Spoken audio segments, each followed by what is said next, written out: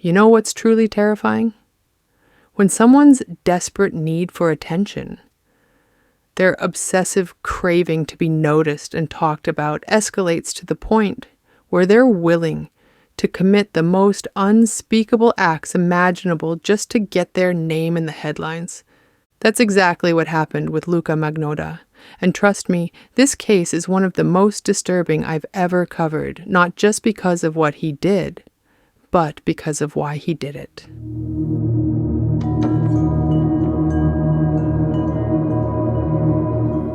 Let me take you back to July 24th, 1982 in Scarborough, Canada, where a baby boy was born and given the name Eric Clinton Kirk Newman. That baby would grow up to become the subject of the largest manhunt in Montreal's history, a manhunt that would eventually go international. Eric's childhood was far from stable. His parents, Anna York and Donald Newman, separated when he was very young. Eric was the oldest of 3 children, and he and his 2 younger sisters were sent to live with their grandparents after the separation. Even back in high school, teachers and classmates remembered Eric as being completely self-obsessed about his appearance. He was fixated on how he looked, constantly checking his reflection, constantly seeking validation about his attractiveness. Eric dropped out of high school, and at 19 years old, he started working as a stripper at a Toronto nightclub. From there, he moved into escort work and appeared in pornographic videos, both gay and straight content. He was always performing, always putting himself on display, always searching for that attention and validation he so desperately craved. But it was in his early 20s that Eric committed his first crime, and it revealed a pattern of manipulation that would only get worse. He befriended a woman with a mental disability and won her trust.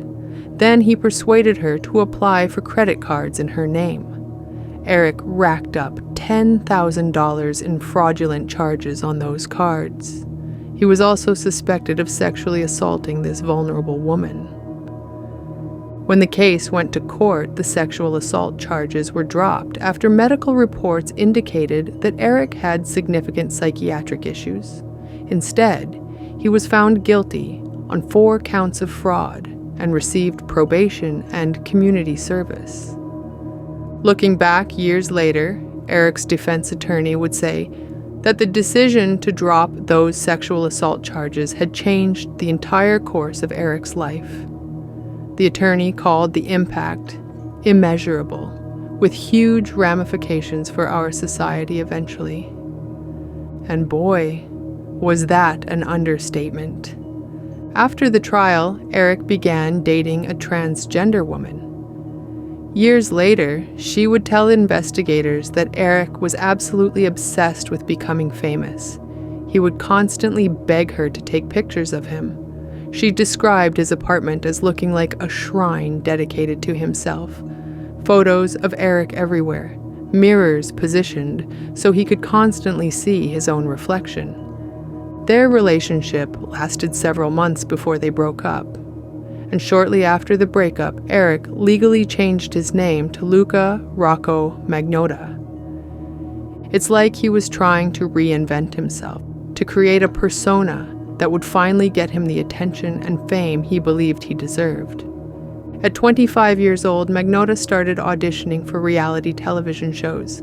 This was his big plan to become famous, get on TV, become a household name, finally matter to people. During one audition, he told the judges with complete sincerity, "Some people say I am devastatingly good looking." He also auditioned for a show called Plastic Makes Perfect, which featured contestants who'd had plastic surgery. During that audition, he bragged, "I've had my nose done. I've had 2 hair transplants, and I'm planning on having muscle implants in my pecs and my arms." Despite his confidence, Magnotta didn't make the cut for any of these shows, rejection after rejection. And each rejection seemed to make him more desperate, more willing to do anything to get noticed. When his attempts to get on television failed, Magnotta threw himself into social media. He opened multiple accounts on Facebook and other platforms, and here's where things started getting really weird. He would create accounts under fake names and use them to spread rumors about himself, talking himself up, making himself sound mysterious and important. Then he'd use accounts under his real name to defend himself against these rumors he'd created. He was literally manufacturing drama around himself, creating entire fake controversies, just to have something to respond to, just to keep people talking about him. But in 2010, his online activity took a deeply disturbing turn. He posted a video link to his Facebook page titled 3 Guys, 1 Hammer. The video showed a man being brutally beaten and killed. Now Magnotta had nothing to do with that murder. It was a horrific real crime that had been committed by others and filmed. But Magnotta shared it anyway, and he personalized the posting with this chilling caption. Luka is unable to live unless there is chaos in his life. It makes him feel as though he matters. Think about that for a moment. He's openly admitting that chaos makes him feel like he matters, that violence and horror give his life meaning. Just before Christmas that same year, Magnotta posted a second video, and this one he made himself. It was called 1 Guy, 2 Kittens. The video showed a man. His face wasn't visible, but it was clearly Magnotta, using a vacuum cleaner to suck the air out of a plastic bag containing 2 kittens. He was suffocating these animals on camera. The outrage over this kitten video was immediate and widespread. Facebook groups formed with the sole mission of locating Magnotta and bringing him to justice for animal cruelty. These groups collaborated with law enforcement, but their efforts didn't yield much during that first year of investigation. Magnotta was elusive, always one step ahead, always hiding behind his online personas. In early 2012, Magnotta's online activity went into overdrive. He posted countless blog entries about necrophilia and sedatives, dark, disturbing content that should have been raising every red flag imaginable. Then, toward the middle of the year, something new appeared online, a promotional teaser for a yet-to-be-released video titled 1 Lunatic, 1 Ice Pick. The animal rights groups that had been hunting for Magnotta immediately suspected he was behind this video as well, and they were right to be concerned. On May 25th, just days after the promotional teaser had been released, the full-length version of 1 Lunatic, 1 Ice Pick appeared online. The 11-minute video opened with a shot of a naked man tied to a bed frame. The person operating the camera, who kept himself off-screen, violently attacked the restrained man. He stabbed him repeatedly, first with an ice pick, then with a kitchen knife. The victim was clearly dying and clearly in agony. And toward the end of the video, the attacker removed a piece of flesh from his victim's body and fed it to a dog. This wasn't found footage from some other crime. This wasn't Magnotta sharing someone else's violence. This was his own work. This was murder, filmed and uploaded for the world to see. On May 29th, just 4 days after the full video was posted, a receptionist on the 12th floor of the Conservative Party's headquarters in Ottawa received a package. She started to open it, but became suspicious when she noticed bloodstains on the packaging and detected a horrible, putrid smell. Staffers immediately called the Ottawa Police Department, who responded with a hazmat crew. When they carefully opened the package, they found a severed human foot inside. On June 5th, 2 elementary schools received similar packages. St. George School received a package containing a right foot. False Creek Elementary School received one containing a right hand. Both packages had been sent from Montreal, where Magnotta was living. Around the same time, more packages were turning up. A package containing a left hand was located at a Canadian post office processing facility. It had been addressed to Canada's Liberal Party. body parts were being mailed all over Canada, sent to schools and political offices like some kind of macabre publicity stunt. And on May 25th, the same day the full video was posted online, a janitor working at an apartment building in Montreal noticed a suitcase sitting in the building's alley. When he opened it to see what had been abandoned, he found a badly decomposed human torso inside. Police immediately began interviewing residents in the area where the torso was discovered, searching for any possible leads. During these interviews, they learned that Luka Magnotta had an apartment very close to where the suitcase was found. Officers went to his apartment building, but the manager informed them that Magnotta had recently moved out. When the manager let police into the now vacant apartment, what they found left no doubt about what had happened there. There were blood stains on a mattress and table that Magnotta had left behind. There were blood stains in the bathtub, clear evidence that this bathroom had been used as a site for dismemberment. And then they found something chilling. Written in red ink on the inside of a cupboard door was this message: "If you don't like the reflection, don't look in the mirror. I don't care." It was like he was leaving breadcrumbs, little messages for the people who would eventually find this place. Even in his absence, he was performing. Police then reviewed footage from the apartment building's security camera. The video showed someone who looked like Magnotta carrying out a large number of garbage bags over the course of several days.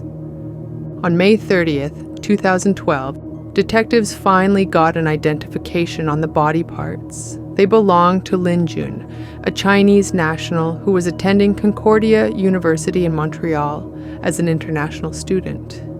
Lin Jun was just a young man pursuing his education, living his life, with dreams and plans for his future, and Magnotta had brutally murdered him, dismembered his body, and mailed the pieces across the country, all for attention.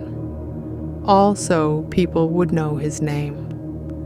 On July 1st, Lin Jun's decapitated head was discovered by a visitor at the edge of a lake in Angrignon Park in Montreal.